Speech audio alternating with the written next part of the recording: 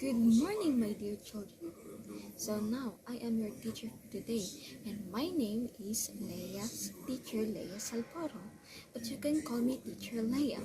So before we start with our class, let's have pray first.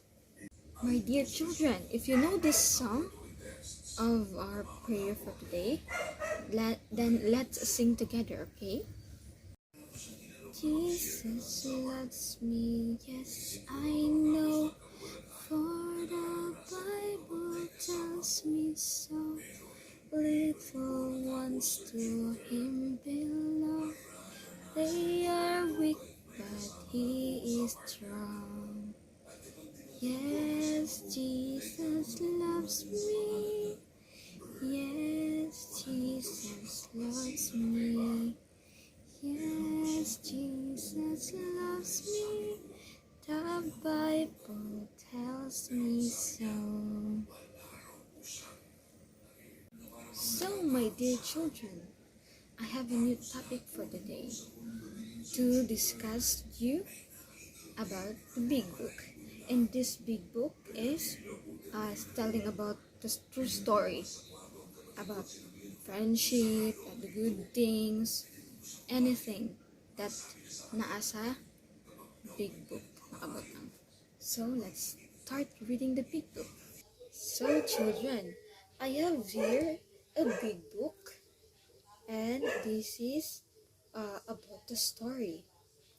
And it is about the story of how I met my best friend. This is also, you have experienced before, di ba? Na naman mga friends sa una.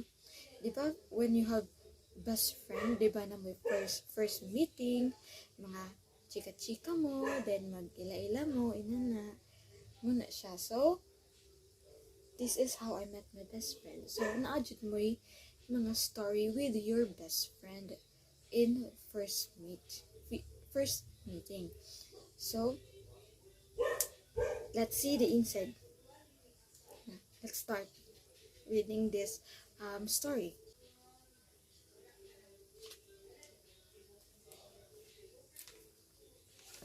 So, once upon a time, there was a girl named Young. She was a transfer student. She was the shy type of girl, so she remained silent on the first day of class. So, di ba children, kung kamo with your first kanabitang magkuan mo kanang example kung ikaw new student ka, di ba mura kag maulaw sa uban kay kuan kanang wala pa kakaila, di pa kaila, you don't have friends with in that school. So murag feel nimo na murag kuan pa kay ka ba na maulaw pa ka, you feel scared kay basig di ka tagdo ni nana. So in this story, the girl was named Yang. Si Yang is a transfer student. So she was a shy type of girl. So ulawon kay si Yang. And hilungon kay siya sa class kay first day of school man. So wala siya kaila. So maulaw siya. Then the next day, a friendly Korean student approaches her and asks if she wants to hang out together. So, ang friendly Korean student approaches Yang to hang out them together. Para lang magkaila-ila sila, di ba?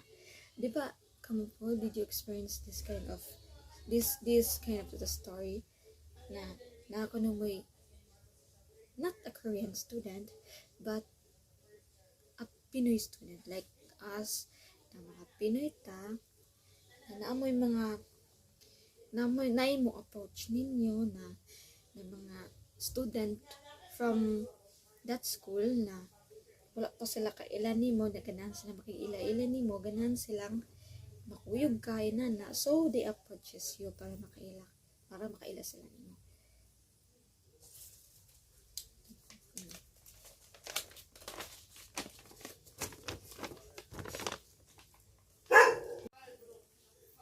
This was the time when they knew each other's name and discovered that her name was Hahi. It was their first interaction. It was lunchtime when Hahi introduced her best friend, Shania, and they had their first meeting.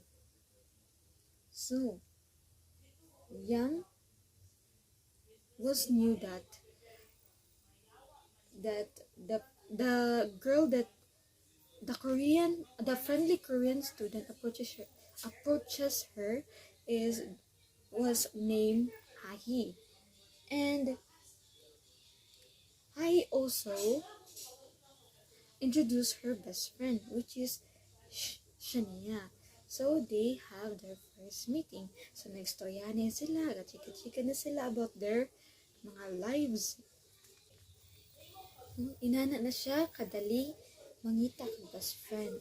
No, it's not easy to find a friends kung first day of class pa. Or the second day of class, kaya mag-ilahan na pamilid mo. Then, muna siya inyong first interaction with each other na mag-ila-ila mo. Na magkabalo mo na muna, ikaw na moday ka, inana ka. So, next, napunta.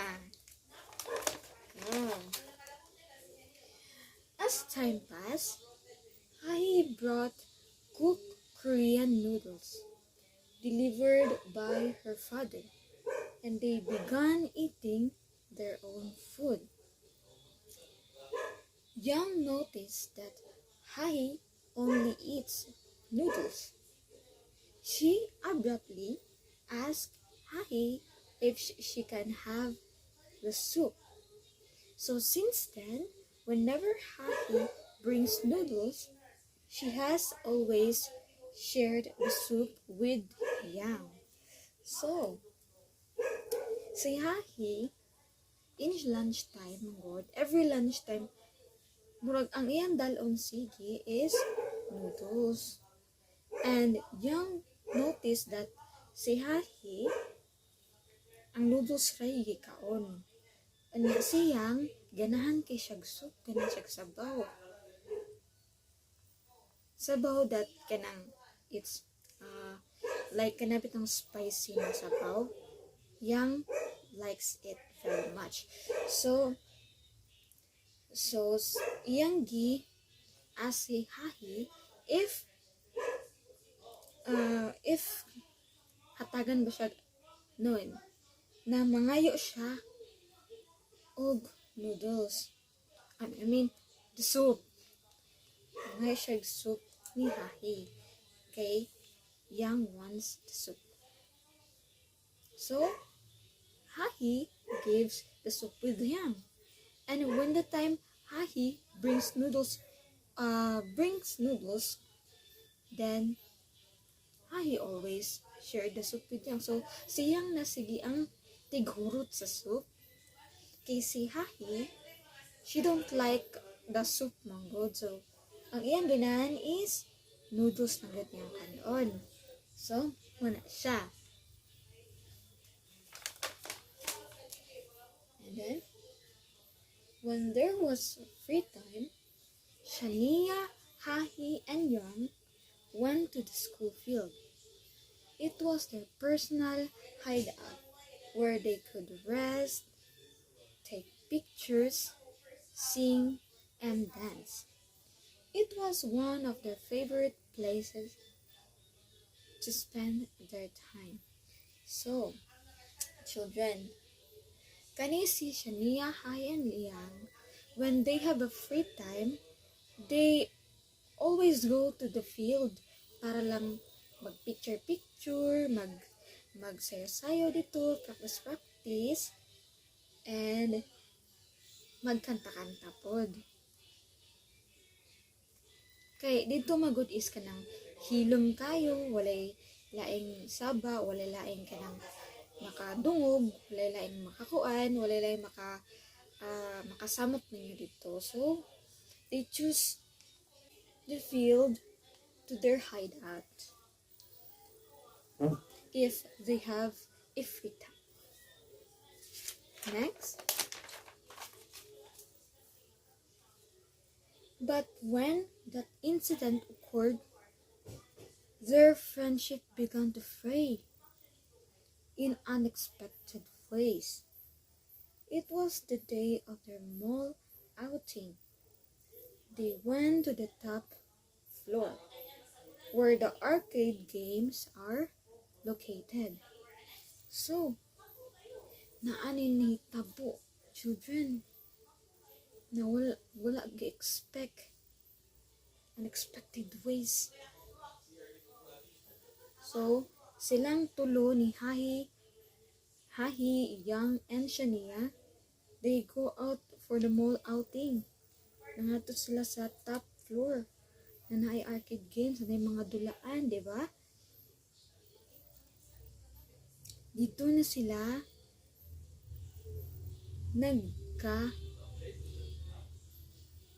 conflict. Away. Nag-away na sila, nag-fight na sila, nagsugod na sila fight in there. So, next ta.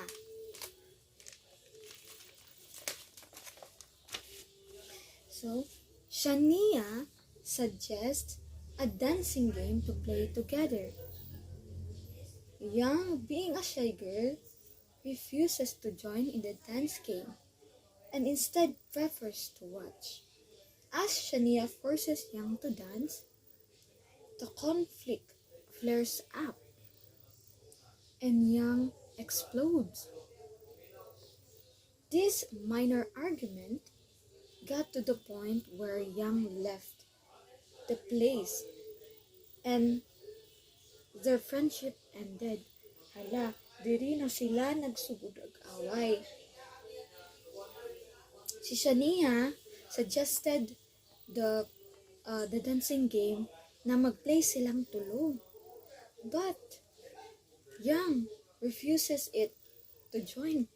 Kay dili siya layhan maulo sa Yang. Good mo nang di siya layhan mo appeal, prepper na lang siya. Instead of mo appeal siya, mutanaw na lang siya. Kay maulo siya, di siya layhan mo appeal jud. Pero Shania always forces Yang. So dito na murag naglagot na si Yang. Kay tungod kay force siya ni Shania to dance. If bisag dili layhan siya na musayaw, di siya layhan.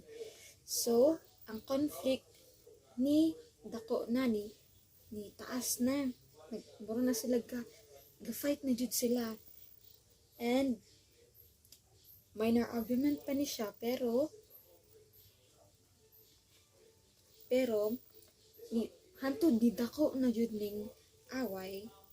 Then Yang left the place. Si Yang dilap siya sa place kay di na siya kaagwanta sa gikuan ni Shania.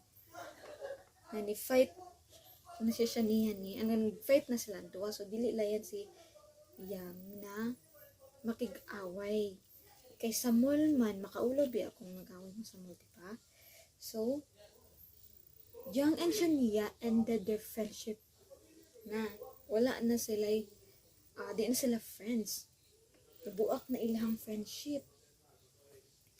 Kaya tungod lang ni Shania na gi-force niya si Yang. Kabalo mag-asa napunta siya. Napunta siyang sa school. Dito siya gatago. School. Tago siya dito, pwede siya makita ni Shania. Then next, as time went on, the next school year arrived. Unfortunately, Hai and Yang were assigned to different sections. But they maintained their friendship by communicating frequently and visiting each other's sections. So, in the next school year nila ni Yang and Hahi, di na sila classmate. Schoolmate na sila. So, giasa na sila mga different section. And then, pero ang ilang friendship, nag-maintain Japon.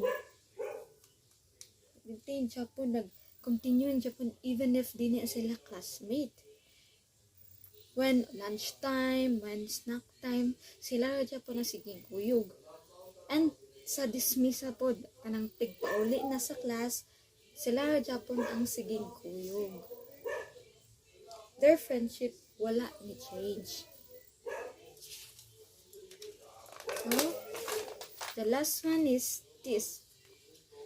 Despite the incidents that occurred, their friendship remains strong and continues, and it is now their 8 years of friendship. So, diba? Sada kaya ilang story niyang og ni Hahi. Sa kabila ng mga nangyari sa kanila, yung tatlong best friend, Shania, wala na dyan si Shania. Di na dyan siya mabalik ni Hahi and Yang. Di na siya mabalik. Kay taas kay pride si Shania. So, pero ang friendship nila ni Hahi and Yang remains strong Japon and continues Japon. Diba? 8 years of friendship, dugay na. It's been 8 years ago na. Silang best friend and until now. So, what do you think, children? Kinsa ako ang gi-point out in this story? And, kikinsa ng story na ako gihimo? Kabalo ba magkinsa? Okay, so diyan tamo ha. Diyan tamo. This story is about me and my best friend. Tinuod niya siya na story, children. Muna experience na ako when I was a transfer student in FU. So, dito man si Hahi guys, Hahi and Shania guys kuya sa FU. So, I was in grade 8 that time. Ni-transfer ko. And pagka grade 9 is dili na may classmate, schoolmate na lang may. Pero sige na dyan pumigoyo. Hantod karon, daghan na kamig mga moments, daghan na kamig mga kaagi in lives. And Hai is the same person Japon ako na ilhan before. She never changed until now. So, inana na ka ako namang friendship. Inana na ka strong. Kasi, murag kaming Hahi, mag, wa mi kasulay away anak niya. Ever since. Ang among singing buhaton is kanang magsuroy-suroy. Then if she buy clothes with herself, then iya kong dalul kay ngano, dili man siya kapalong mabili. Hindi siya kapalong mabili sa iyang mga clothes. And then when I was working in the STL, the lottery, sige kong niyang aduon dito kay kumburingan sa ilahang balay. Then she always go with my working place kay kung mga kauban po ako rin po usa yung sige po katulog. Then adoon ko nito para mag-play siya na po. Tapos kung asa-asa siya mo adto iya kong kuyugon. Tapos katong ihang miss iya pa kong gipa-appeal. Pa-appeal ko niya back-up dancer. So katong that time she is the best in talent. And then katong amoong ang talent pagod niya, ang amoong gisayaw is about God. Munang best in talent siya. Tapos kung ano naman mi, okay rin mi. okay ra jud tong among sayaw, bahala na to siya. Tapos basta daghan kami moments anang ako ang best friend na Korean. Pero si Hahi, she knows how to speak Bisaya. She understand Bisaya. So, nakatok mo niya Bisaya. English, Bisaya, but ayaw ra ng Tagalog. Kaya dili siya kabalog Tagalog. She don't know how to speak Tagalog. She can't understand Tagalog. So, muna siya children. So, di ba kamo? Naka-experience mo po mga inana po, di ba? With your past friends or with your best friends until now na mo yun na inyong mga story gikan po sa first meeting ninyo, nag-ila-ila mo, di ba? With your classmates. Di ba mo dyan na mag-start ang inyong pagka-friends, close friends, until best friends. Well, wala may forever, but maari together, char. Without children. So, this is my story. This is my life story, my God. So, I make this one para kamo pod, kapalo ko naka-experience yung magmay na nito. So, I tried to make this big book. The story of mine, the story of my life, the story of my past, or the story of me and my best friends. So now, class, we are done discussing, telling about my story of me and my best friend. And now, I have a question for you. So, kinsa ba ninyo diri ang nakasulay nag-away with their friends? Kung sa hinungdanan, nag-away mo, ganun nga, nag-away mo, sa hinungdan. What's the reason why the two of you are fighting?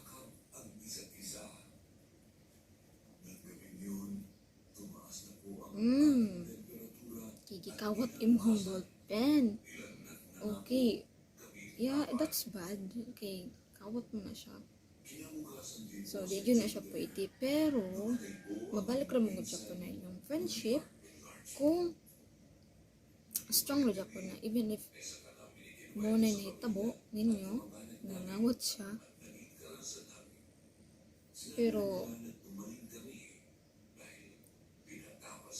Pero lisod siya kayo children, no? Samot if naa kay best friend niya, trust kay nimo siya, nag-trust ka niya, lisod kay balikon ang trust kib samot lang break ang trust ninyo sa friend ninyo. So, okay, I understand it. Kay nakasulip po ko na. So, okay lang. So, kinsa pilahin? Anyone from the class na nakasulay mo, nag-away mo sa mga friends, nahad sa inungdan, what's the reason of why are you two or why of you are fighting?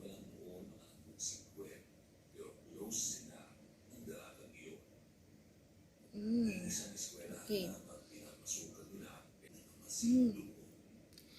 Your friend forcing you na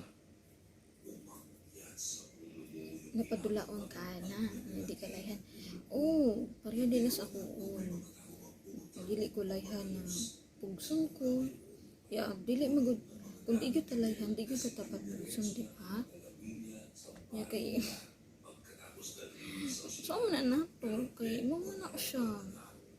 So ako ko kabalo say rason niya nung ganahan gud siya anong mo-force gud siya ninyo, mo-force siya nato. I don't know what's in her mind na nabugo siya nato. I don't know too also, but all I can say that koan lang kanang patience ra jud ang kailangan nato, di ba? dear children. So now,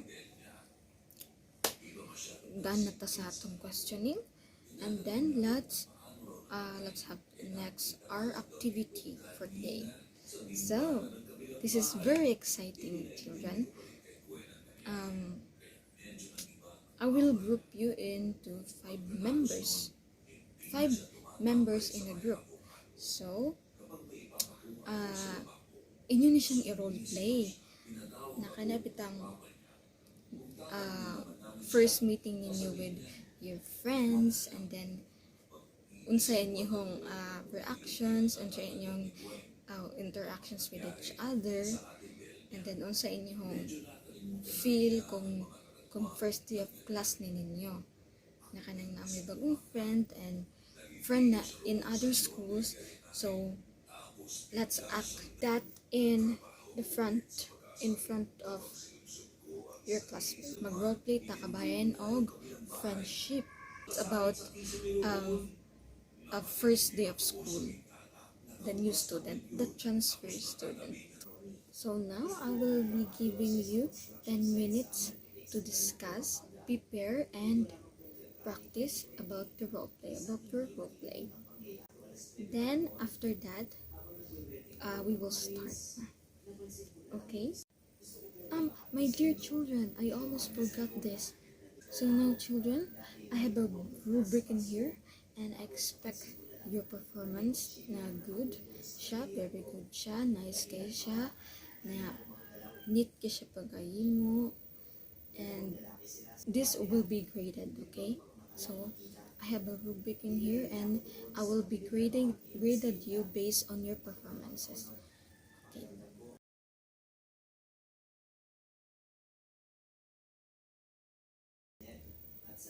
So now, my dear children, are you done with your preparing your role play? So now we can start the role play.